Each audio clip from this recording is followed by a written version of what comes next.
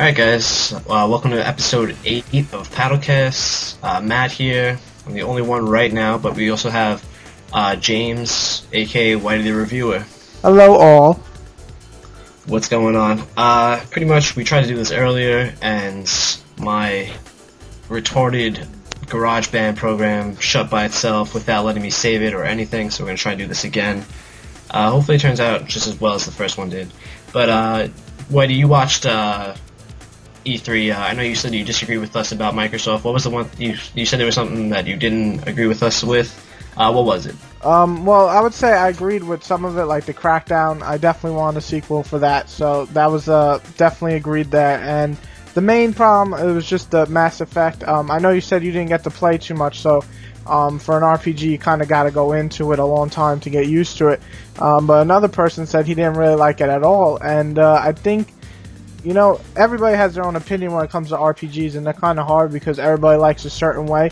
But to me, I think Mass Effect was one of the best RPGs I ever played, so I was pretty hyped for the second one, and then when I saw gameplay, it just confirmed how good it looks to me for second one. So that's basically the only place I disagreed for E3 there. Cool. How impressed were you by, all the motion controls, like the Natal, and then Sony's little wand things, and then the, finally gets released, the one-to-one thing, the Wii Motion Plus. Are you impressed by that, or are you more of a guy who just likes to use a controller? Well, I do like the old-fashioned way. I've always have, because I think it's just more fun to play as, but I did like the Natal thing. I thought it was kind of cool, and since Microsoft is always first, they always have like ahead of everybody else. So when Sony showed theirs, they looked pretty unimpressive. Plus, it just to me looked kind of stupid. I didn't really feel the whole. It basically reminded me of Wii, but with two of them.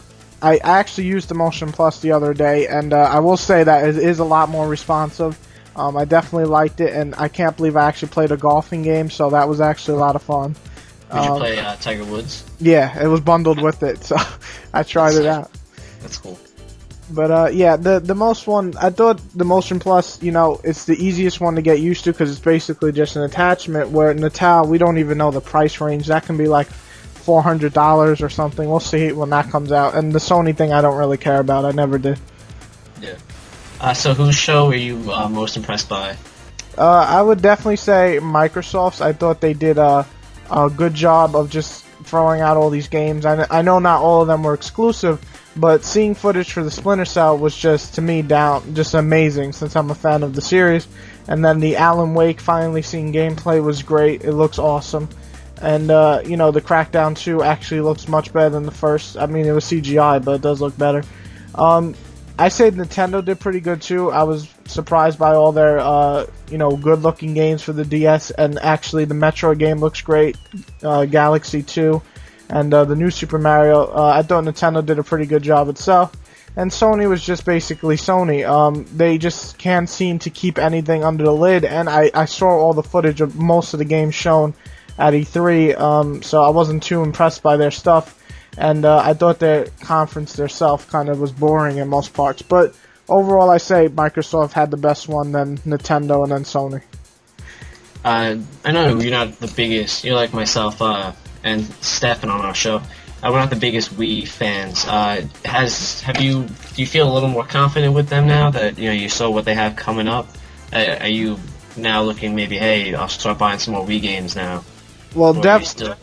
The Metroid game is the biggest one I'm hyped for, because basically it looks like Metroid but with Ninja Gaiden, and I like Ninja Gaiden, so I'm pretty hyped for that. And of course, Mario Galaxy 2. I love the first Mario Galaxy.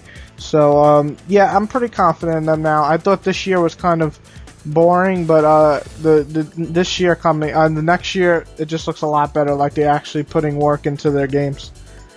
So if you had to pick most impressive and least worst, whatever the word would be, what would you pick as your most impressive game and your least impressive game? Well, I mean, I really liked how Splinter Cell came out in the end, so that would probably be my most impressive. And I also liked how Alan Wake looked, and God of War looked as good as it can look, and so did Uncharted. But out of all those, I'd say Splinter Cell was the most impressive.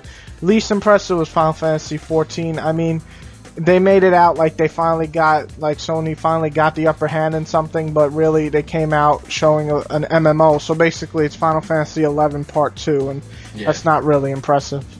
And actually, Square Enix came out and said, like, in their conference, it wasn't televised on G4 or anything, but they said that it's not 100% yet that it's going to be a PS3 exclusive. So it might even still come to Xbox 360, which would just be another, like, kick in the nuts. Yeah.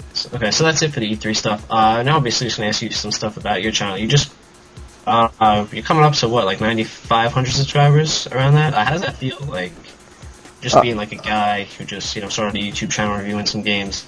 Did you ever think that it would, you know, come to that, you know, 9,500 subscribers? Well, I say, you know, a lot of people are saying congrats and everything, and you know, throughout getting all these, when I started getting subscribers, I used to do a video for every 100 subscribers. Like, that was a big thing. And then all of a sudden, now I'm doing videos for every 1,000 subscribers, and I'm getting 1,000 subscribers in less than a month now. So, you know, it's not such like, oh, it's you know, I'm the best or anything. It's more of, I can't believe I have so many people that like my stuff. So it's a good feeling, and, you know, buying all these good and bad games, even buying bad games and having to review them just to get the reaction of people, I think is, you know, good enough. Not so much to keep the game, but to actually review it. So, yeah, I mean, it's a good feeling, and I'm proud to get 9,000 subscribers, and hopefully it only goes up and nothing happens to my account. But knowing my luck, something will eventually happen, but hopefully for now it's good. Yeah, I have to say, some of my favorite reviews of yours are the games. I mean, you know, Sonic 06 comes to mind, and just watching that is just hilarious. Yeah, so. It seems to be a fan favorite, that one. Yeah. So, what was I just gonna say? So, you said that I know that your original channel got shut down. Can you tell us what exactly happened? Because I've heard numerous things and stuff like that of what actually really happened. So, can you explain to those out there who don't know? I mean, now I do know, since this is our second take, trying to do this interview. So, but can you explain what happened to your original channel, your Whity the Reviewer channel? Sure.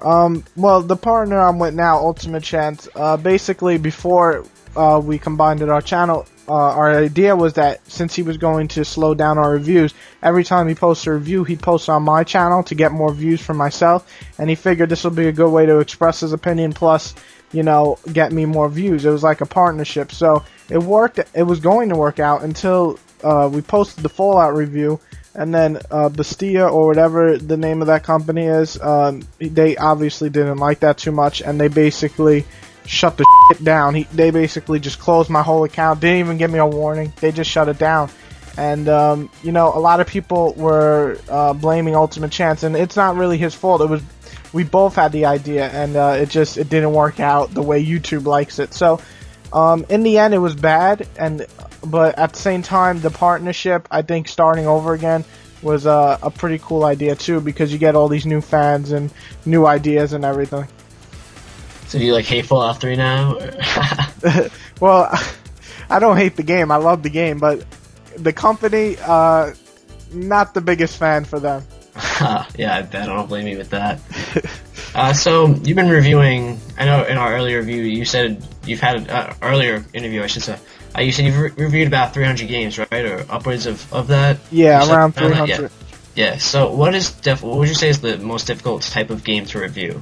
I would definitely go with RPG, simply because you know, there's so much in an RPG usually, from the different ways you can talk to people to the customization to all that stuff. That's the hardest game to review. And if I don't pick RPGs, it'd be games that autosave like every time you do a mission, because basically that means that I have to record while actually playing the game and then finish the game and then do the review, and that itself is a pain in the ass because of all the wire switching and everything.